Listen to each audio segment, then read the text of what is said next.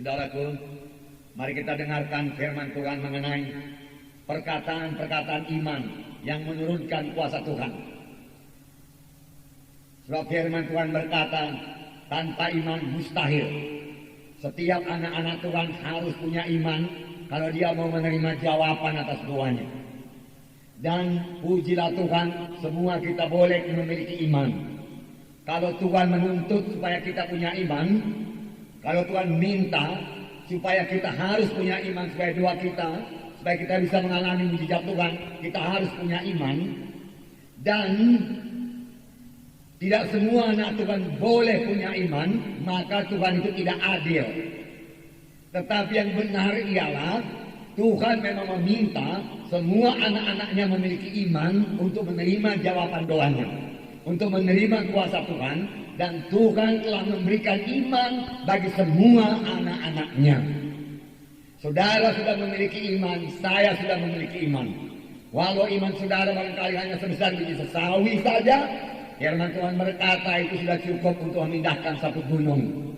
Pada hari ini mari kita lihat bagaimana kita mempraktekkan iman tersebut, supaya kuasa Tuhan turun dalam hidup kita, supaya kita menerima jawaban atas doa kita, supaya kita menerima kuasa Tuhan dan ajaib Tuhan yang belum berubah itu dalam hidup dan pelayanan kita. Markus pasal 7 ayat 24 sampai 30. Mari kita baca bersama-sama. Lalu Yesus berangkat dari situ dan pergi ke daerah Tirus. Ia masuk ke sebuah rumah dan tidak mau bahwa ada orang yang mengetahuinya, tetapi kedatangannya tidak dapat dirahasiakan. Malah seorang ibu yang anaknya perempuan kerasukan roh jahat segera mendengar tentang dia, lalu datang dan tersungkur di depan kakinya. Perempuan itu seorang Yunani bangsa Sirofenisia. Ia memohon kepada Yesus untuk mengusir setan itu dari anaknya. Lalu Yesus berkata kepadanya, biarlah anak-anak kenyang dahulu, sebab tidak patut mengambil roti yang disediakan bagi anak-anak dan melemparkannya kepada anjing. Tetapi perempuan itu menjawab, benar Tuhan, tetapi anjing itu di bawah meja juga dapat lemah-lemah yang dijatuhkan anak-anak. Maka kata Yesus kepada perempuan itu, karena kata-katamu itu, pergilah sekarang, sebab setan itu sudah keluar dari anakmu. Perempuan itu pulang ke rumahnya, lalu didapatinya anaknya itu terbaring di tempat tidur, sedang setan itu sudah keluar. Luar biasa kuasa Tuhan. Seorang ibu yang bukan orang Yahudi datang kepada Tuhan Yesus. Dia seorang Sirofenisia, orang Kanani, orang Yunani dikatakan di sini. Saudara yang baru sedikit saja mendengar tentang Yesus, tidak sebanyak yang kita dengar sekarang ini. Dia belum punya Alkitab, saudaraku. Dia hanya mendengar dari mulut ke mulut bahwasanya Tuhan itu sanggup menyembuhkan penyakit, sanggup mengusir setan. Dan dia percaya. Dan dia datang kepada Tuhan Yesus.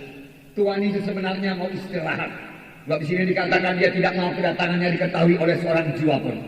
Tetapi tidak dapat dirahasiakan, perempuan itu datang kepadanya dan tersungkur di bawah kakinya dan berkata, sembuhkanlah anakku Tuhan. Tetapi Tuhan Yesus berkata, tidak patut diambil roti dari anak-anak lalu memberikannya kepada anjing. Bahkan Tuhan Yesus menyebut dia anjing. Tetapi ingat, Tuhan Yesus menyebut bahwasanya kesembuhan itu, kelepasan dari setan itu adalah roti untuk anak-anak. Roti untuk anak-anak adalah satu hal yang wajar saja. Tuhan suka memberikan roti kepada anak-anaknya. Berarti Tuhan suka menyembuhkan anak-anaknya dan melepaskannya daripada segala kuasa kegelapan. Ingat, saudaraku, bahwa dengan tiap-tiap penyakit ada hubungannya dengan roh-roh jahat di udara ini, saudaraku. Oleh sebab itu, kalau kita mau sembuh daripada penyakit, kita harus mengusir roh penyakit itu daripada kita di dalam nama Yesus. Tuhan Yesus berkata tidak patut diambil roti daripada anak-anak dan memberikannya kepada anjing. Benar Tuhan, namun anjing juga makan remah-remah yang jatuh daripada meja tuannya. Tuhan Yesus berkata, hai perempuan, karena kata-katamu itu, hai perempuan, karena kata-katamu itu, pergilah, anakmu sudah sembuh. Dan perempuan itu pulang, didapatinya anaknya terbaring, tidur, dan setan itu sudah meninggalkan anaknya. Tuhan Yesus berkata, karena kata-katamu itu, bukan karena doamu, karena kata-katamu itu. Saudaraku, ada waktunya saya berdoa, ada waktunya saya berkata-kata. Demikian juga saudara, ada waktunya saudara berdoa, ada waktunya berkata-kata. Saudara, baik doa kita, baik kata-kata kita harus tepat, saudara. Perempuan ini perkataannya itu begitu berkuasanya perkataan tersebut, sehingga mendorong Yesus untuk menyembuhkan anaknya. Begitu berkuasanya perkataan perempuan ini, begitu berimannya perempuan ini, sehingga Yesus harus menolong anaknya. Walaupun mula-mula masih ditolak oleh Tuhan Yesus. Itu hanya kepada anjing, belakangan anjing itu dia katakan. Namun remah-remah saja mencukup Tuhan untuk anakku itu. Tuhan berkata, karena kata-katamu itu, pergilah, anakmu sudah sembuh, setan itu sudah keluar. Kata-kata kita yang beriman, yang berkuasa, saudaraku, setan pun tidak sanggup menahannya, saudaraku. Saudara yang kekasih dalam nama Yesus, perkataan perempuan ini menyebabkan kuasa Tuhan turun. Bagaimana dengan perkataan kita? Apakah perkataan kita juga mengundang kuasa Tuhan atau mengusir kuasa Tuhan? Bisa juga perkataan kita itu mengusir kuasa Tuhan. Sebab perkataan yang kita ucapkan bukanlah perkataan yang beriman, tapi perkataan yang kalah, perkataan yang mengeluh, perkataan yang berkata tidak mungkin lagi saya ingin tolong Tuhan. Matilah saya Tuhan. Memang nasibku sudah begini Tuhan. Saudara, perkataan yang demikian mengusir kuasa Tuhan. Tapi perempuan ini berkata, walaupun anaknya sudah kerasukan setan tak berapa lama saya tidak tahu. Tuhan, dia katakan, anjing-anjing juga apa remah-remah yang jatuh di meja tuannya. Saudaraku, Yesus berkata, besarlah imanmu. Jadilah kepadamu sama sebagaimana kau percaya. Ini tertulis dalam Matius 15, cerita yang sama. Dalam hukum Markus dikatakan karena kata-katamu itu anakmu sembuh. Matius 15 saya bacakan pada saudara.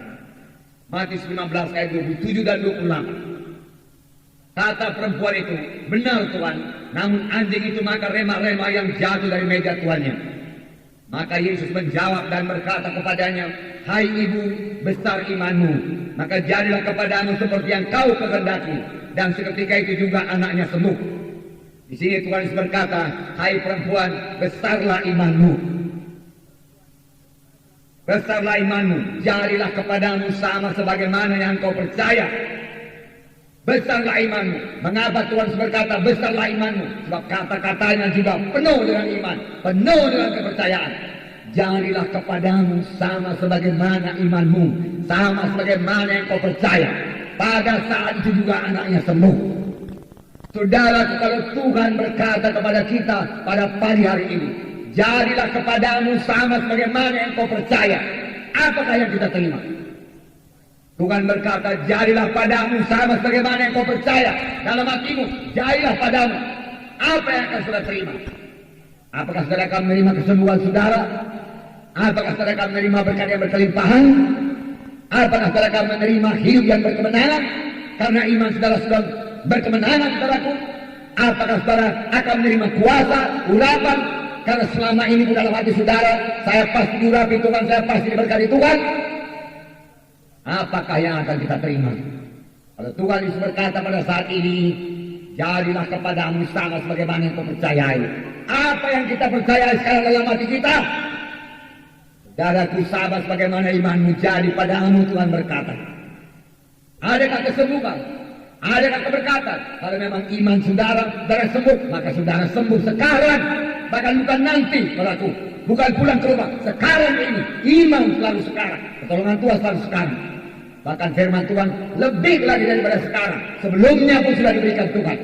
Karena firman Tuhan berkata, oleh bilur-bilur Yesus, kamu sudah sembuh. Sudah, Tuhan berkata, bukan nanti. Sudah, sekarang sudah sembuh. Panjang saudara memiliki iman, saudara. Apalagi saudara mengucapkannya, saudara.